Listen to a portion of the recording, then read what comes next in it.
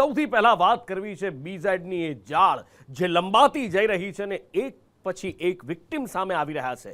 BZ ગ્રુપની છેતરપિંડીની આ જાળમાં હજારો લોકો ફસાયા છે। ત્યાં ખેડાના એક દંપતીએ પોતાની જિંદગીભરની મૂડી ગુમાવી છે।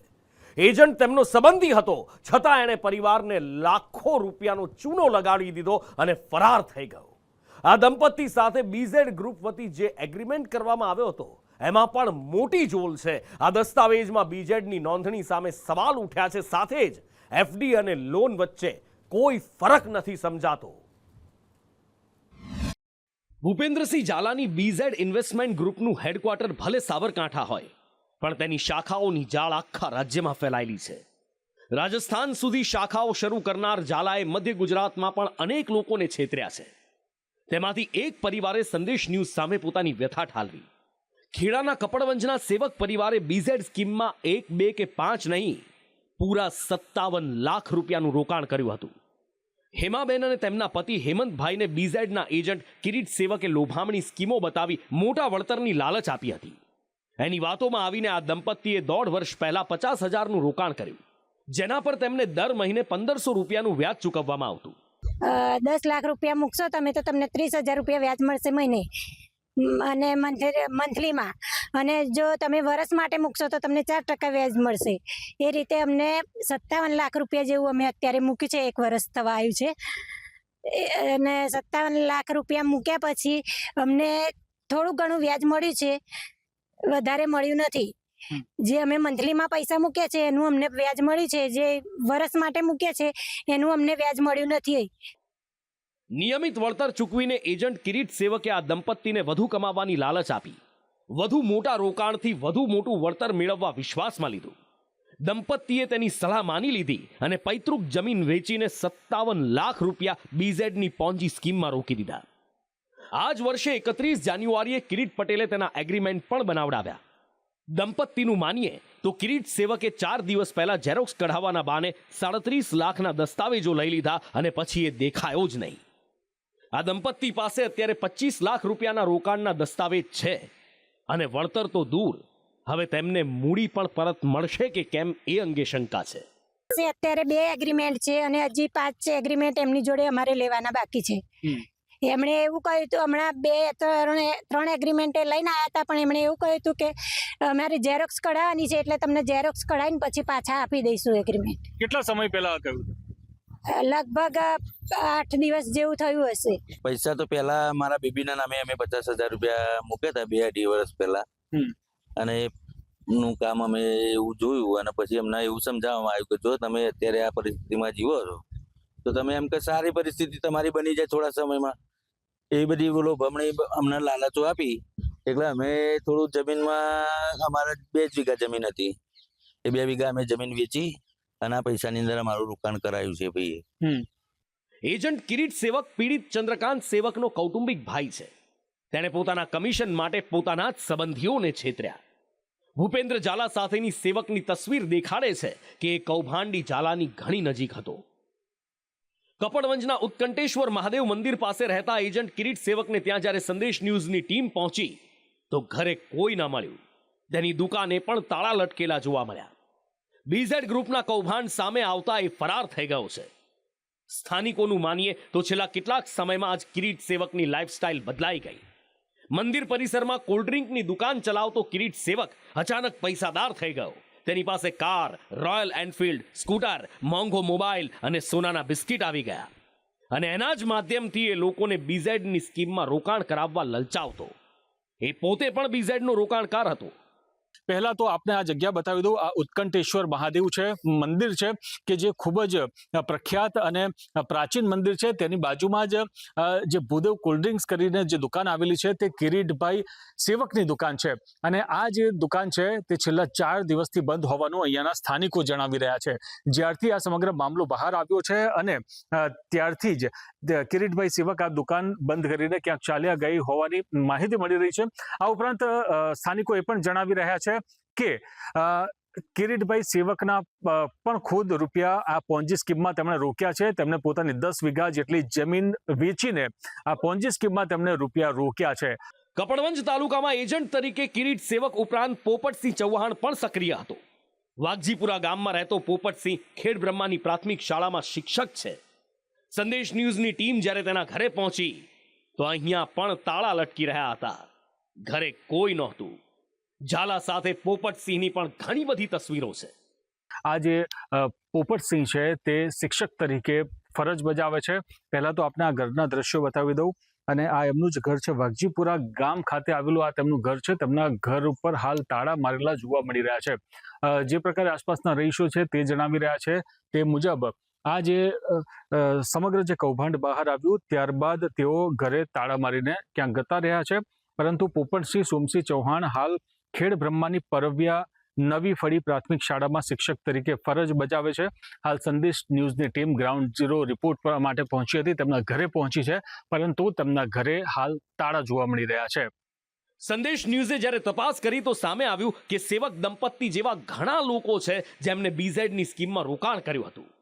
અને રોકાણની રકમ એટલી મોટી હતી કે સાંભળીને ચોંકી જવાય.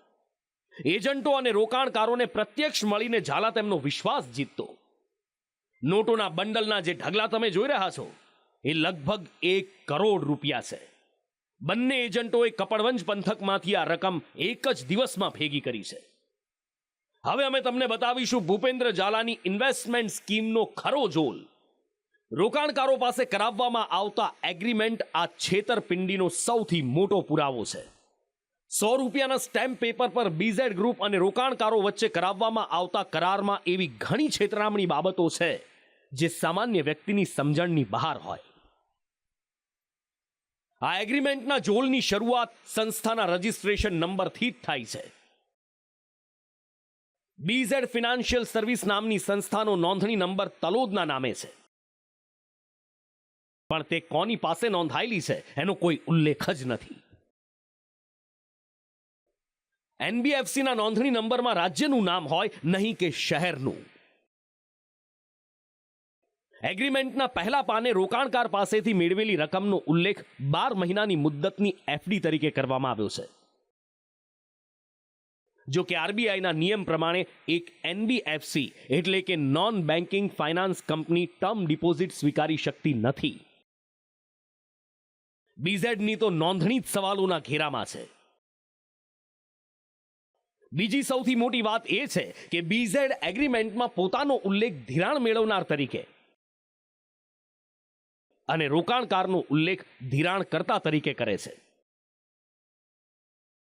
એટલે કે એગ્રીમેન્ટના પહેલા પાને મેળવેલી રકમને ફિક્સ ડિપોઝિટ અને અંદરના પાને તેને લોન તરીકે દેખાડાય છે. છેતરપિંડીની હદ તો જુઓ.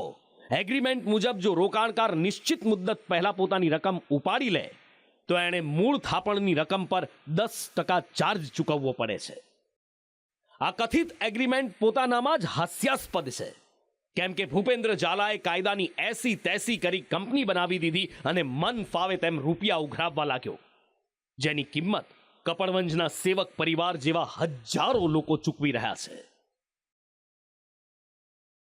આ જે બીઝેડ સ્કીમ હેઠળ બીઝેડ ગ્રુપમાં રોક્યા છે પોન્જી સ્કીમમાં, અને આપ જોઈ શકો છો આ પરિવારની હાલત.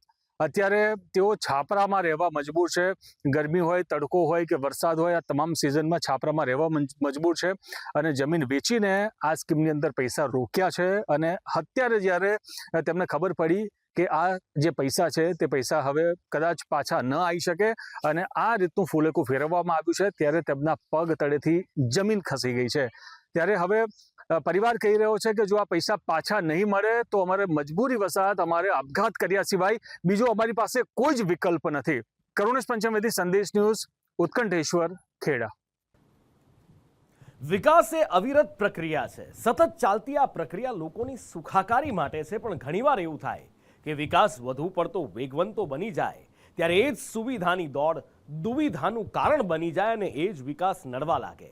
તમે વિચારતા હશો ને કે નુપુર શું બોલે છે, કહેના ક્યાં ચાહતે હો, કંઈ સમજાય એવું બોલ. તો હવે બોલવું જ નથી, સીધું બતાવી જ દઉં કે કેવી રીતે વિકાસ નડે છે.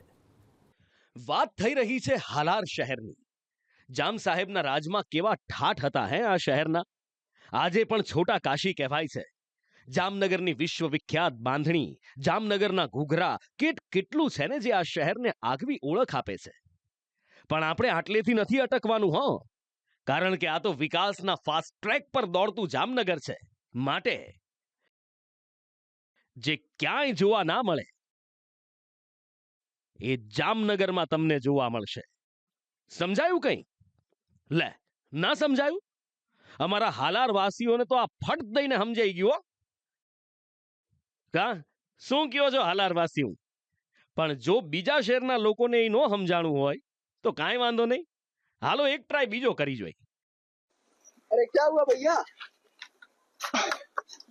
ये खंबा दिख रहा है? हाँ दिख रहा है, मुझे नहीं दिखा था. હવે સમજાણું ને? હવે ફરી જુઓ અમારા હાલાર શહેરની વચ્ચો વચ ગર્વથી ઉન્નત મસ્તક સાથે ઉભેલા PGVCL ના થાંભલા છે ને દુનિયાની 8મી અજાયબી. જો આપ કોઈ શહેરમાં જાઓ તો ત્યાં તમને બોર્ડ મળે કે આ શહેર આપનું હાર્દિક સ્વાગત કરે છે. પણ અહીંયા તો PGVCL આપનું સ્વાગત કરે છે. આ ઇલેક્ટ્રિક સ્કૂટર વાળા ભાઈને જુઓ. PGVCL ના થાંભલાએ જાણે એમનું ભાવભીનું સ્વાગત કર્યું હોય એવું લાગે ને. અને સામે સ્કૂટર વાળાએ માથું નમાવીને અભિવાદન ઝીલ્યું પણ ખરું. પણ બધા જામનગર વાસીઓ આટલા નસીબદાર નથી હોતા. ઘણા હાલાર વાસીઓની હાલત પેલા બાઇક વાળા જેવી થાય. अरे क्या हुआ भैया? ये खंबा दिख रहा है? हाँ दिख रहा है, मुझे नहीं दिखा था. તમને પણ સવાલ થતો હશે ને કે રસ્તાની વચ્ચોવચ આટલા મોટા થાંભલા તો દેખાય કેમ નહીં? એલા દિવસે તો દેખાઈ જાય પણ રાત્રે કદાચ નોય દેખાય. શું થયું માસી? અરે ભાઈ, તને આ થાંભલો દેખાય છે? હાય, મને નથી દેખાણું. રસ્તાની વચ્ચોવચ ખડકી દેવાયેલા આ થાંભલાને તો તમે જોયા, પણ ક્યાંય સ્ટ્રીટ લાઇટના થાંભલા દેખાયા? રાત્રે અંધારું ઘપટ હોય તો ક્યારેક ગફલત થઈ પણ જાય. અરે રાતની ક્યાં વાત કરો છો? જામનગરમાં રસ્તાની વચ્ચોવચ ખડકી દેવાયેલા આ થાંભલા તો દિવસે પણ અકસ્માત કરાવવાનું ગર્વ ધારણ કરીને ઊભા છે. હા, ના માનવામાં આવતું હોય તો આ સાંભળો. આમાં ભટકાય જ છે. ગમે એ સાયકલ વાળો આમ ગાડી વાળો આવતો હોય તો આમ ભટકાઈ જાય થાંભલામાં જ. કામદાર કોલોનીમાં તમે પાછળ જોઈ શકો છો કે PGVCL નો વીજ પોલ છે એ રસ્તાની વચ્ચોવચ છે અને એના કારણે અવારનવાર અકસ્માતો થતા હોય છે. બાળકો રમતા હોય ત્યારે પણ ઘણી વખત ધ્યાન રાખવું પડે છે. સાયકલ ચલાવવા વાળા હોય તો એમણે ધ્યાન રાખવું પડે છે. ઘણી વખત રિક્ષા વાળા હોય, ગાડી વાળા હોય છે, એ લોકોને પણ અવર જવામાં નડતરરૂપ બને છે. અને આ બહુ જ અમને નડતર રૂપે છે અને બધાને પણ એવી રીતના નડે જ છે. એટલે આ કાઢી નાખે કે સાઈડમાં કંઈક કરે આનું તંત્ર, તો એની અમારે વિનંતી છે. ઘણી વખત પણ એક્સિડન્ટો થતા રહેતા હોય છે કે જે થાંભલાના કારણે કોઈ વાહન આમના સામને આવી જતા હોય તો એકબીજા ફરવા જતા એક આમ જાવ એવી અડચણ ઊભી થતી હોય છે. જેથી કરીને ઘણા લોકો થાંભલા પણ સાથે અથડાઈ ચૂકે છે અને ઘણી વખત થાંભલા પણ બદલાવી ચૂકેલા હિસાબે થાંભલા પણ તૂટી ગયેલા ઘણી વાર 1 કે 2 વખત બદલાવેલા છે. સાંભળ્યું ને? લોકોને વાગે, એમના હાડકા ભાંગે, વાહનોને નુકસાન થાય, ઈ ગમે એ થઈ જાય, પણ આ થાંભલા તો રોડની વચારેથી નહીં જટે ભાઈ. કોક ભટકાય અને થાંભલો તૂટી જાય તો ઈ જગ્યાએ પાછો ન્યાને ન્યા થાંભલો ઊભો થઈ જાય. હો, લોકોનું જે થવું હોય એ થાય. બસ આવી જ માનસિકતા જામનગર મહાનગરપાલિકા અને જામનગરના PGVCL નું તંત્ર પાળીને બેઠું હોય એ અહીંયા સ્પષ્ટ થાય છે.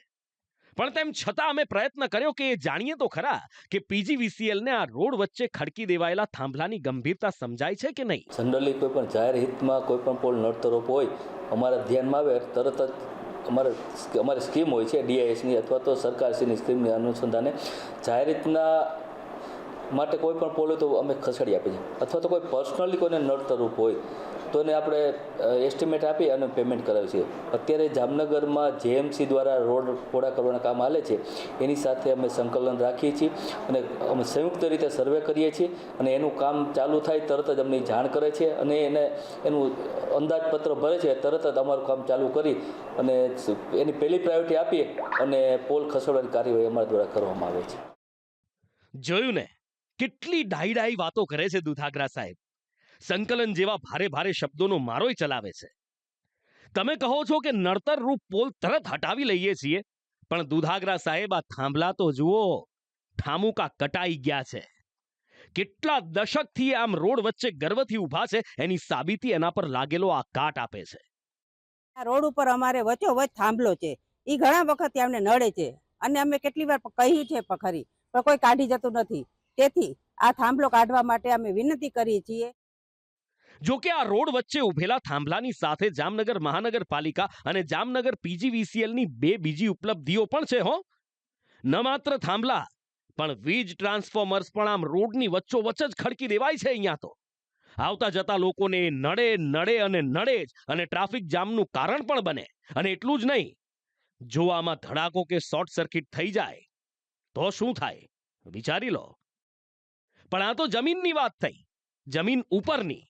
પણ જ્યાં આકાશમાં નજર જાય તો ઇઝરાયલના વડાપ્રધાનને પણ દુશ્મન દેશોની મિસાઇલથી બચવાનો આઈડિયા મળી જાય હો.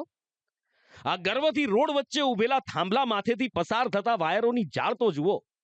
કોઈ મિસાઇલને જમીન પર પડવા જ ના દે. જો કે આ ટ્રાન્સફોર્મર વિશે પણ અમે એક્ઝિક્યુટિવ એન્જિનિયર સાહેબને પૂછ્યું તો કેટલો રૂડો રૂપાળો જવાબ મળ્યો એ સાંભળો. જો કોઈ અરજી ના કરે અને અમારા ધ્યાનમાં આવે અને જાહેર હિતમાં કોઈ પણ અરજી કરે તો બોર્ડના ખર્ચે, કારણ કે જાહેર હિત આમાં છે કોઈ પણ પૈસા કરતાં છે ને માનવીની જાનની કિંમત વધારે છે. એટલે બોર્ડના હિતમાં અને જાહેર જનતાના હિતમાં અમે અમારા ધ્યાનમાં આવે તરત જ પહેલી પ્રાયોરિટી આપી અને એસઆઈ અમારી સ્કીમ છે એસઆઈ સ્કીમમાં પણ અમે એને સેવ કરી આપીએ છીએ. લોકોના જીવની જો તમે કિંમત સમજતા હોત ને સાહેબ, તો આ મોતના થાંભલા જામનગર શહેરમાં ઠેર ઠેર રસ્તા વચ્ચોવચ્ચ ઊભા ના હોત. અને આ જીવતા બોમ્બ જેવા ટ્રાન્સફોર્મર્સ આમ લોકોના જીવ લેવા આતુર ન દેખાતા હોત. પણ વાતો કરવામાં ક્યાં કઈ જવાનું છે? વાતો કરીને લોકોને સમજાવી દેવાના. પણ એમ હવે અમે સમજવાના નથી. જ્યાં સુધી આ થાંભલા અને ટ્રાન્સફોર્મર્સ જામનગરના રોડ વચ્ચેથી નહીં હટે ત્યાં સુધી સંદેશ ન્યૂઝ આ નમાલી સિસ્ટમ સામે હલ્લા બોલ કરતું રહેશે. ઉપેન્દ્ર ગોહિલ, સંદેશ ન્યૂઝ, જામનગર.